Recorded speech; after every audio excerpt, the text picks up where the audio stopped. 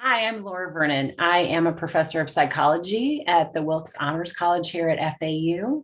And I am joined today by Robin Rubin, who is an instructor in the Sandler School of Social Work and an FAU alum and an expert in all things positive psychology and happiness. So today we're going to talk a little bit about simple strategies for self-care. There's a little glitch in the first part of the video, which I apologize for, but you will only miss out on, I think, the first 30 seconds of Robin's discussion. So thank you for joining us, and I hope this is helpful. This is self-care to me. 1 second, let's click, got it. And so we also have to consider it's not just our emotional health. It's our physical health, it's our mental health. It's all part of self-care. Next slide. So today, Laura and I hope that we can actually enhance your self-care. Hopefully you'll get some more ideas of what self-care is. And you might say, oh my goodness, I'm already doing that. I didn't realize it was self-care. And what's really important is that once you put a label on it, it changes how it feels. So let's say just a silly example is petting your dog. Like, let's say you didn't even think of that as being self-care. You only think of self-care as like eating right and exercise, which of course are really important. But you didn't even think that when you sit for a few moments and you pet your dog, that is actually self-care.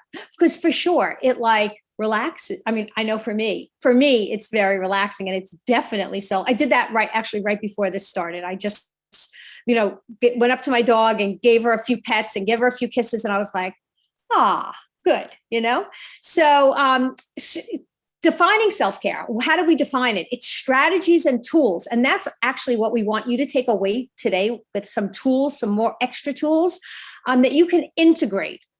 I don't want to give you more things on your to-do list, okay? I want to give you ideas that you can use when you're overwhelmed, tired, and really just because you want to. And it's about kind of staying balanced. It shouldn't require, it shouldn't just come in when you've had it up to here. Because when you've had it up to here, it's like petting your dog isn't going to do it for you. But if you do it on a regular basis and you have kind of like things that you integrate into your daily life, it really helps us. It shouldn't be something that you fit into your free time. It should be part of your time. And I don't want you to look at it as like, oh my God, another thing I need to do. So I want it to become something that's a little bit habitual. So we already did the poll, and we found out that during the past year, how would you rate your self-care? That was one of the questions. Was that one of the questions? How did that come? Do we know how that came up, Laura? Not yet. Now we're going to do a different. Now we'll do it. No, that's okay. Yeah. So that's our next thing. So now that we've defined self-care, yes, tell us how your self-care is over the past year. Great. Is it getting better? Is it staying the same at a high level? Is it staying the same at a low level, or has it decreased? Wow. This is so interesting. What? Look at this. Wow. I'm like, what? This is awesome. Okay. Let's just wait another Sorry, second. I like quick trigger finger. I shared already. So we had 70% of people participating. Yeah, which is awesome. So really, half of you, it's improved. Would anybody want to talk on that? Like, how has it improved? Would anybody like to raise their hand and unmute themselves? I'm just curious. Making connection between just the mind, the body, and the spirit, realizing that if any one of these areas is off balance, it's very difficult to move forward in any other. So trying to allocate time for each part every day and week is very important for me. Right. Does anybody else that said that their self-care has improved want to share, like, why? Sure, I will. During COVID, having that more time at home, so at lunch I was taking more walks, I was stretching more, And so I've continued that. When I go home at lunch, I still walk the dog at lunch, even though it might take me 15 minutes longer at lunch. I just stay a little bit later, but I've continued that and I feel so much better. So I think that's helped me for sure. Awesome. Yeah, that's great.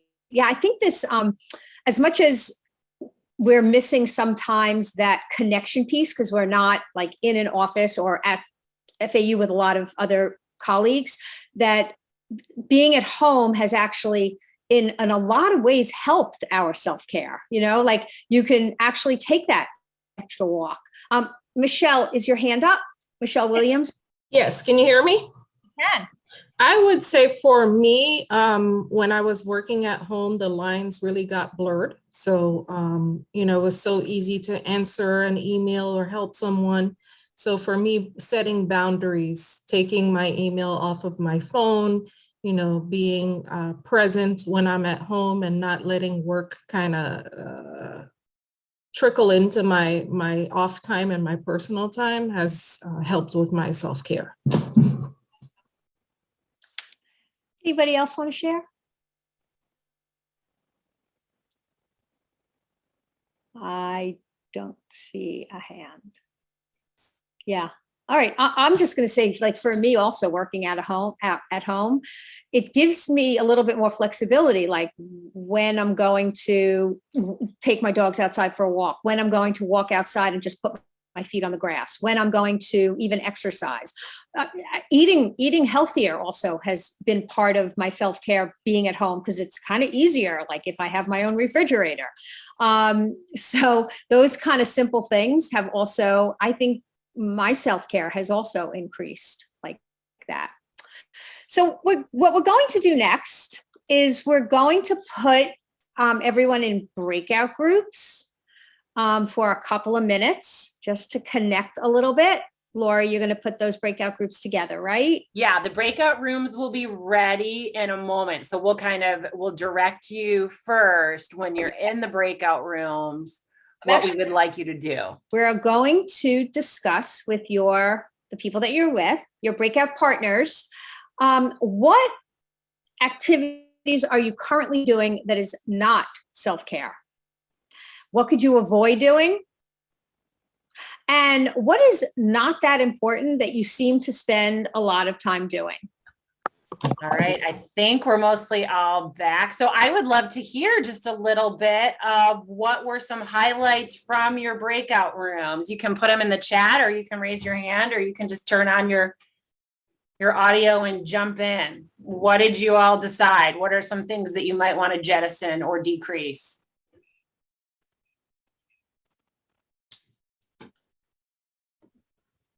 I think we said multitasking. Multitasking, amen. Yes, multitasking stresses me out. I know my performance is worse in every activity I'm trying to do simultaneously. And not a happy. Listening to the news. Yeah, that's news. Yes. News. I know. Cleaning the house. So Susan, are you gonna get help, or are you just gonna let it go? I'm gonna get help. I like that. That sounds good. Staying off social media. Yeah. Smartphones. We talked about limits. Sometimes something is self-care up to a point, but then it's not good. Sure. Yeah. Trying to overdo some of these tasks as well. Lots of things in moderation, very helpful. Yeah. It's interesting because we actually have something in our brain. It's called the negativity bias. And we're all, I'm going to bet that it was kind of easy for you to think about, like, what am I not doing? Right. And so one of the things we want to do today is talk about, like, what are some of the things that you're already doing? And let's acknowledge them to what's good. And one of the reasons that I want to do this with you is because I feel like you'll actually get ideas from other people of what are some of the things that you could be doing that, oh my God, I didn't realize that was self-care. Let me see if I can do that. So can I get some participation and talk a little bit about what is something that you're already doing well What healthy habits do you already have in place? So I pulled up a whiteboard so we can make a list. So can I get some participation from people? I'm going to say I'm going to be first. Exercise. I already do that, so that's an easy one. Go ahead.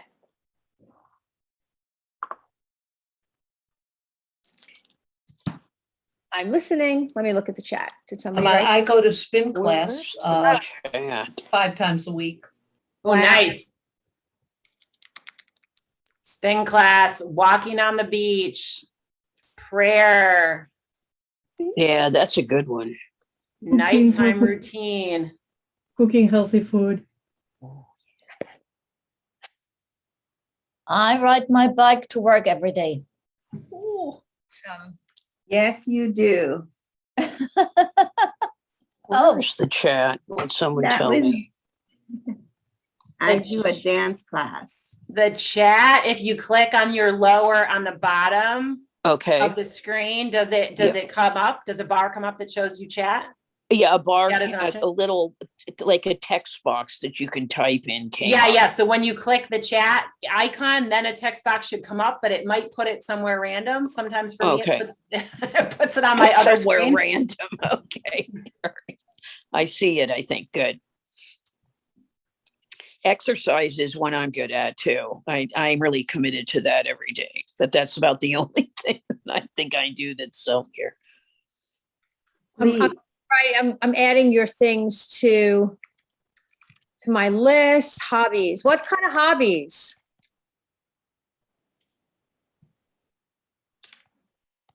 Michelle, what kind of hobbies? I enjoy creative hobbies, something that's away from a screen and something that you can like do with your hands. And I think creative hobbies are really fun as well because they have a tangible result, you know, something that you can look at and say, look, I made that. Right. That's awesome. Let's see. I'm just looking. Okay. I'm just looking at the chat. Working. Yes. Working outside. Let's call it. Yeah, gardening, working Gardening, outside. yes, gardening. Okay. Did you get book groups? I did not. Yeah, we had book groups. These are great. Oh, I love these. So does anybody watching sports? Okay. Volunteering, we've got to. I love volunteering. It makes me feel so good and it's doing good. Yep. Let's see. So does anybody see anything on here that was like, I could like incorporate that right now into my life? Like I do. Setting boundaries. Yeah, volunteering. Yeah, I like that volunteering. Dancing. Singing and dancing. Yes. Oh, I love that. Awesome list. If anybody wants to take a quick picture of this, you know, like prayer. I mean, how long does that take? You could have a very short prayer, you know?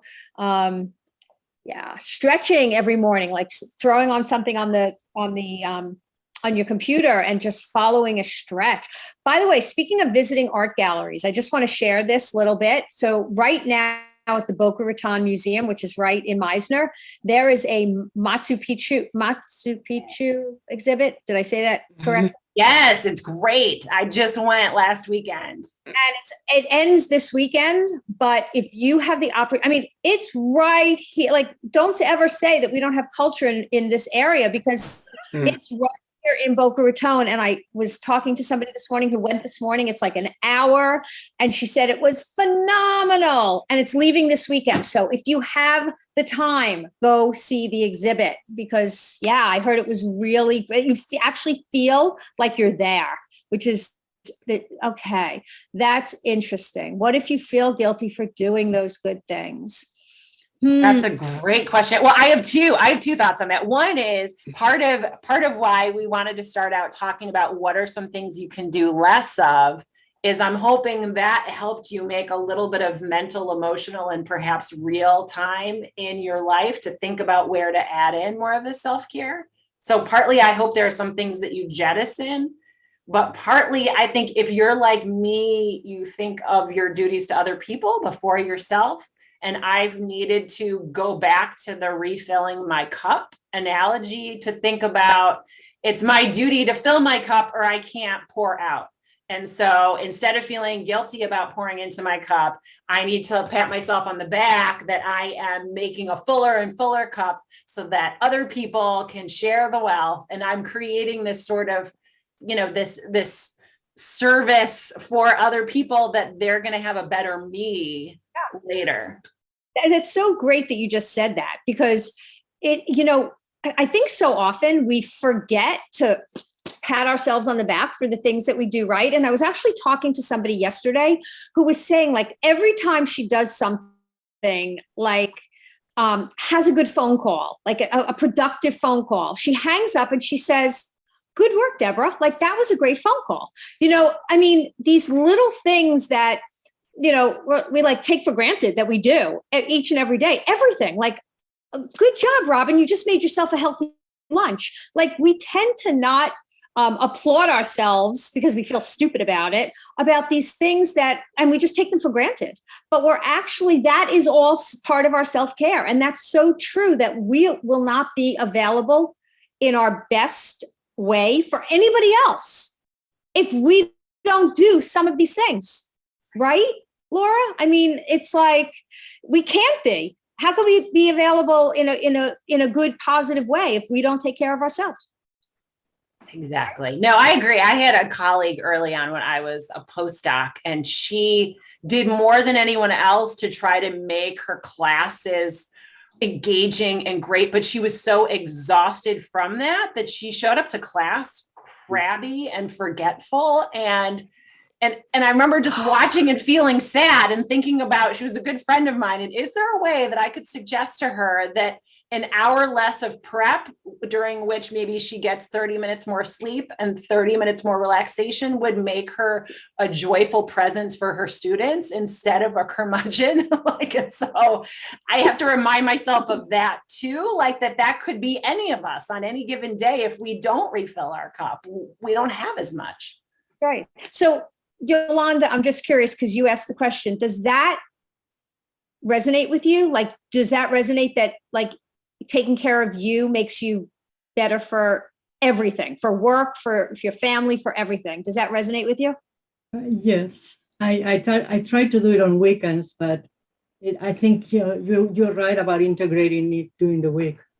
Yeah, I haven't managed to figure out how to. Yeah. You will today. I can say part of why I asked Robin to present with me is she is the master at this. When we were talking on the phone getting ready for this presentation, she said, "Oh, sorry if that's too loud. I'm outside and the birds are singing right now." And I'll be in meetings that she'll call into and she'll say, "Sorry, my screen is off. I'm exercising." And so she makes it, you walk the walk, Robin. You take care of you find the joy and the beauty in little things. You show up for everyone and everything all the time. There's never a meeting you're not in, but when you're there, if you can be stretching or exercising or doing something else, you do it. And so I'm inspired by that. It's really awesome. Okay, so I'm going to stop the share. If anybody wants to take a picture of it, do it now, because then I'm going to stop it. And then Laura's going to start to share the PowerPoint again. Okay. Okay, I hope I didn't do that too soon. I like that. I don't know what your name is, DM Lynette, but she said, "One very little thing I do is set my password to a word that I love, a kind of mantra, and think about how many times a day do we use it, and it reminds her to give gratitude or be grateful." Oh, Donna, thank you. And I love that, and it's funny because my password also is something that I love.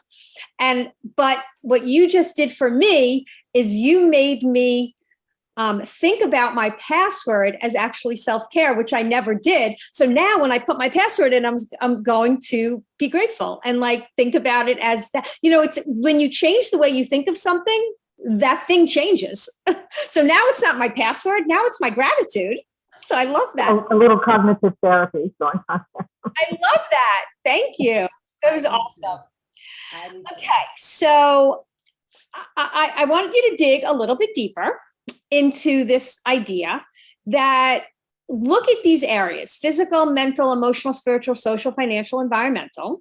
Just choose 3. We're going to just take a few minutes. So I want you to just pick 3 of them. And I would like you to, if you have a piece of paper, that would be great. If you want to write a note on your phone, that would be great too. I want you to think about what you could do in each of those areas that would actually be classified to you, because remember, self-care is personal to you. And it doesn't have to be a big thing, by the way. I'm just going to say that my cup of coffee in the morning is self-care. I don't know about you, but like when I go to the kitchen, anybody agree? Raise your hand. Raise your Yeah, hand. I do. Yes. Okay. So, for those of you who don't think of, maybe you don't drink coffee, but for those of you who don't think of your cup of coffee as self-care, I would love from this day forward for you to think of it as self-care, because if you just savor that, like the smell, the cup, the put it in a beautiful cup, a beautiful mug. I think about that every day. Like when I get my cup of coffee, I'm like, this is self-care. You know, I mean, just me giving my body that little bit of caffeine that I need, that's self-care. So, and I think of it because it's the thought you attach to the action. It's not the action, because we could just make the cup of coffee and not even think about it and make it like a routine. Or we could go, this is self-care. And when you label it as self-care, guess what? It changes the meaning inside of you. So anyway, so take 3 of those areas and write something that you could do that would be considered self-care for you. Okay, so we're going to give you like 3 or 4 minutes to do that. So go ahead and do it. It could be something that you're already doing, that you just want to really acknowledge more that it's self-care, or something that you want to start doing. Laura, should I give them some ideas? Well, let's ask, do you want ideas, y'all? Maybe Yeah. just put in the chat if you ideas. Yes. Want to Yeah. do your own, and then I'll give you some. Yeah. But who said you? All right, pick a category for Robin and tell her that you want ideas, and she'll go.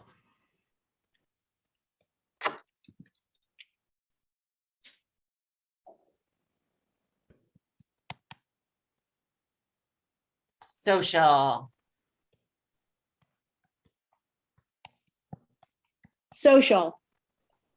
Calling a friend, taking 15 minutes out of your day and calling a good friend. That would be self-care, right? Physical.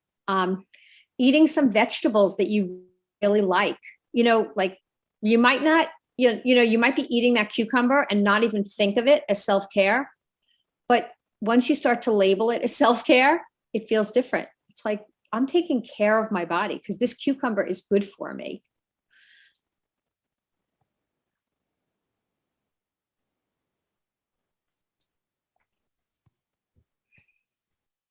You know what I started to try to do with social, Robin, for calling friends. I always felt like I had to have an hour and be my best self before I would call friends. And I think I've gotten better at just calling, because a friend of mine did this. She made this funny New Year's resolution that she was going to call people more. And so she'll call and say, this is for my New Year's resolution. I just have 5 minutes. How are you? And then she'll hang up again. And so that made me realize I could do that too. I don't have to call for a marathon catch up. I can do little social touches with people, and it made a big difference. Exactly. So you want to swear on your mother's life then? Oops, somebody's not muted. Oh, but you won't swear on your son's life. That's odd. Somebody's not muted that might want to be. Okay. All right, I muted it. We're good. Okay, we're good. So I wanted to give you a few other ideas while you're digging deeper. I don't know how many of you take vitamins or maybe even medication that you need, but taking your vitamins and taking your medication is self-care. you're taking care of you, and you're being responsible and taking care of your health. So think of it as that. What about, let's see what else. Hey, Robin, there's something in the chat about walking in the grass. They said you mentioned something about walking on the grass. Can you talk a bit more about that? So, first of all, walking on the grass, when you are walking on the grass, if you can, take off your shoes and your socks and feel the way the grass feels on the bottom of your feet. It really connects you to like the earth. And I absolutely love it. I absolutely like it. It energizes me. There's tons of grass at FAU. Go outside while you're eating your lunch and put your feet on the grass. It is so energizing. You feel the energy from the earth and the dirt and it's amazing. It's really incredible. So, and how long does that take to put your feet on the grass? Seriously, like seconds. It takes seconds. Doesn't have to be for a long time, but doing that is it's so good for us. So good for us. So now that you've had a few minutes to write 3 areas that are most meaningful to you, does anybody want to share maybe what they thought of?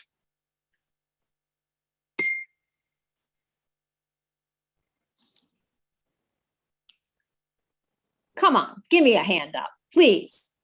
Well, I can say for me, I liked the morning stretches.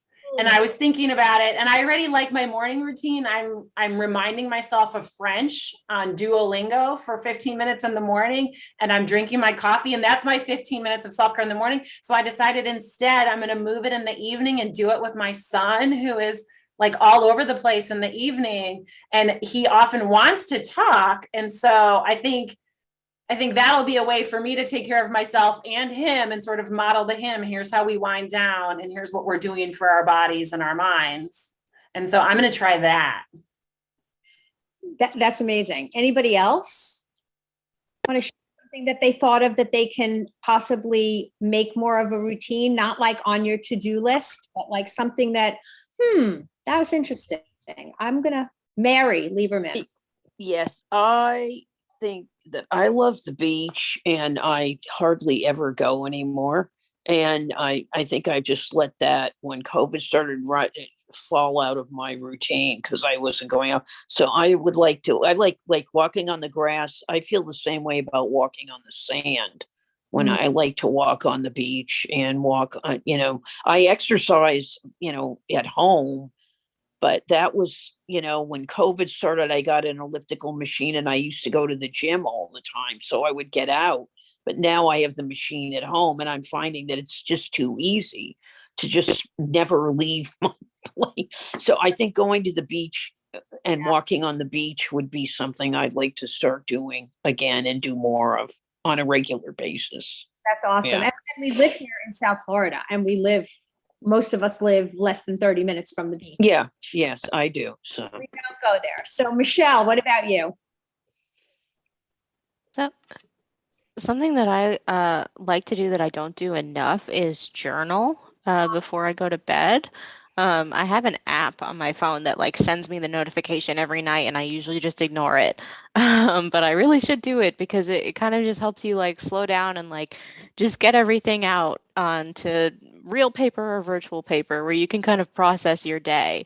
And it usually helps me sleep better as well, because then I can just get everything out and I'm like, okay, brain's empty, time to sleep. Can you tell me what that app is called? Because I don't know it, and I would love to know it. Sure. Let me look, because it recently changed names. So what Michelle just talked about was journaling, which we haven't even mentioned, which is really a huge form of self-care. And what Michelle just said is she writes everything down, and then like she sleeps better. Well, that's because she's giving her thoughts a home. She's putting them on a piece of paper. And when you put it on a piece of paper, it's like, okay, it's out of my brain. It's on this piece of paper. I gave my thoughts a home, and I don't have to think about it anymore because I put it right here, right? So it's, we give our thoughts a home because sometimes those thoughts are just jumping from branch to branch, and you can't stop thinking about it. But when you write it down, it's like, okay, now I'm going to put this down here, and I don't get it out of my brain. So I appreciate what you just said, and I would love to know. The app is called Alan Mind. Really? Like a name, like ALANMIND. Okay, awesome. I told you I teach positive psychology, and every semester I give my students a journal, and I ask them before they go to sleep to write down one good thing that happened that day. Just one good thing, that you got a good parking spot at the mall, that you picked up the most delicious, healthy juice, whatever, one good thing that happened, so that they kind of go to sleep with that thought in their head. And then once a week to do that, like what they're grateful for, because the research has actually shown that if you do a gratitude journal every single day, sometimes it becomes laborious and you feel like, oh my God, I have to do my journal. So if you do it once a week, it's actually been proven to be a little bit more effective for as far as your well-being goes. So I'll suggest that to everybody too. And if, I'm going to definitely download this app. I'm very excited about it because I would love a reminder to do that every night. Okay. We do high and lows at dinner. So what was your high of the day? What was your low? And how did you feel about it? So this is something we do at dinner, especially with the kids. I love that. What was your high and what was your low? I don't know. This is Gina Jones. What was your high? What was your low? And how did you feel about it at the moment? Love that. And how do you feel about it right now? Yeah, love that. Awesome. Great. No, that is really nice. Well, and that's a little bit what Robin and I were talking about too, are sort of what are the ways in which we can integrate these things, so talking about the journal writing and, I get a reminder, but I ignore it. I think those are the kind of things where it takes a little bit of experimentation and a little bit of self-reflection sometimes to figure out what is getting in the way. And so for me, the thing that gets me to exercise is other people. I am only so at accountability with myself. If I promise myself I'm going to do something, I may or may not do it. Like, I'm ashamed to admit that. Maybe in the long run, it'll be better. But right now I'm 50-50 with myself. But with other people, I am nearly 100%. And so I have a running buddy and I have a trainer for my weightlifting, and I run 2 to 3 times a week with my buddy, and I weightlift 2 times with my trainer, and I will not let them down. And so therefore I'm not letting myself down. And so for me, I know that no matter what other hacks I tried to get myself to exercise, they didn't work, that I just needed to be honest with myself about, I need to make myself accountable to other people. But then there are other things where if I get them smoothly in my routine, then I can do it. And so it might be, if the journaling at night isn't working as easily, maybe it is just that you only write down one thing, or maybe it's that you do it right after dinner when you're not as tired, or sort of examining what gets in the way. What are the barriers? Is it time? Is it interest? Is it motivation? Is it distractions? And thinking about either giving yourself a break, and maybe that's not going to be your self-care thing, or about how do you find a different way of bringing it in and folding it in so that it happens more easily, more naturally, or more joyfully. And so, as Robin was saying, it might be as simple as have a really pretty coffee cup, or get a really pretty journaling notebook that it makes you happy to get it out. Yeah, I love that. I absolutely love that. So I think it's important for us to think about, like, what would you need? And you named getting a buddy, whether it's a buddy for a walk, whether it's a buddy to go to the gym. So having a buddy, to make you accountable, or like you said, getting a really pretty journal or a pen that you love to write with. I mean, these are simple things, but it might be those kind of things that you need to support you in increasing your self-care. So it's important to think about that, and to see like what would get in the way. But I think we should probably go on to the next slide because we're nearing the end of our. I just want to talk for a few minutes about the things that deplete our energy, and also the things that actually replete our energy, just so that you are aware of them, because some of these are kind of interesting that you might not even think about. But these things that actually like make us feel blah are stress, of course, anxiety, depression, pain. I don't know if everybody's aware that when we are in pain, it actually depletes our energy. Like we might just think of it as pain, but no, it actually makes us have no energy. Sleep. In my group, I was with Mary and she was talking about that she doesn't sleep. When we don't sleep, we don't have any energy. Also, low blood sugar. You know, if we haven't eaten for a while, it's really important that we make sure that we don't space out our meals too far apart so that we lower our blood sugar, because that also depletes our energy. A weakened immune system. Our menstrual cycle, haven't had that one in a long time, but it does deplete your energy.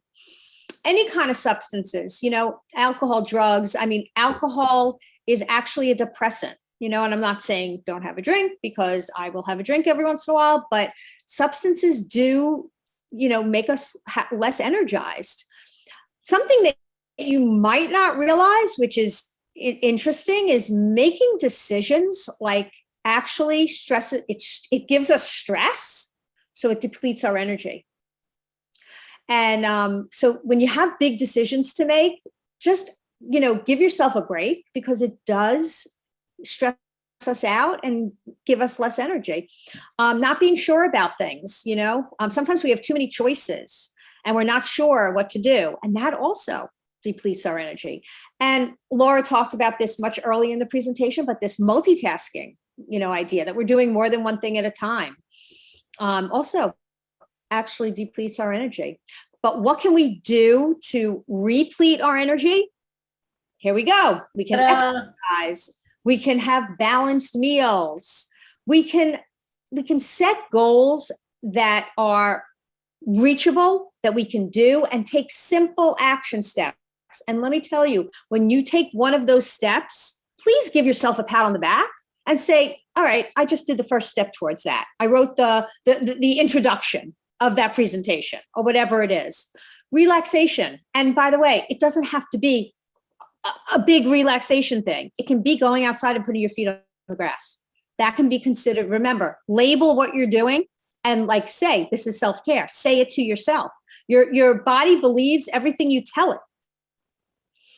Meditation. And again, meditation doesn't have to be an hour. Meditation can be 5 minutes, whatever amount of time. And by the way, I don't know how many of you have an app on your phone, but there's a great app called Calm. There's another great app called Insight Timer. It's free. And they have 2 minutes, they have 1 minute, they have 40 minutes, whatever fits in your schedule. Laughter actually repletes our energy. When we have a good laugh, we are energized, period, the end. And if nothing to laugh about, just Google funny videos and watch something on your computer screen. Savoring. That thing that I talked about, the coffee in the morning, savor it. It's 4:00. Oh my gosh, I got to rush. Time in nature, social support, calling that friend for 5 minutes, sleep. We have to sleep. And then accomplishing stuff. And it can be back to simple action steps, things that we can just get done. So I really want to invite you all today, after we just spoke, to write down, or write it down in your head, or write it down on a piece of paper, one specific action that you can take today. Just one little thing. It doesn't have to be anything big that would increase your self-care.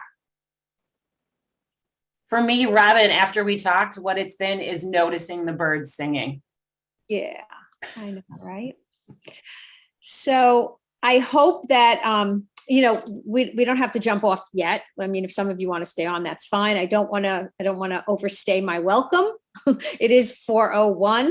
So I really hope that each and every one of you got something from today's presentation, and can really be good to yourself. You deserve it. You deserve it. And don't forget to pat yourself on the back when you do even small things, because that is self-care. That is self-care. Somebody else wrote is another meditation. Yeah, it's a good app. That is Yeah. a good app. So at this point, we'll end for all of you, and anyone who wants to stay with questions or to chat a bit more, Robin and I can hang out a little bit. But for everyone else, thank you so much for joining us. I hope that you are going to be well and use next week's spring break to integrate some of these more mindfully and purposefully. We were hoping this would launch you into a time period of self-reflection and self-care. So be well. Thanks for joining us. Stay well, stay healthy, everybody, and we'll see you soon.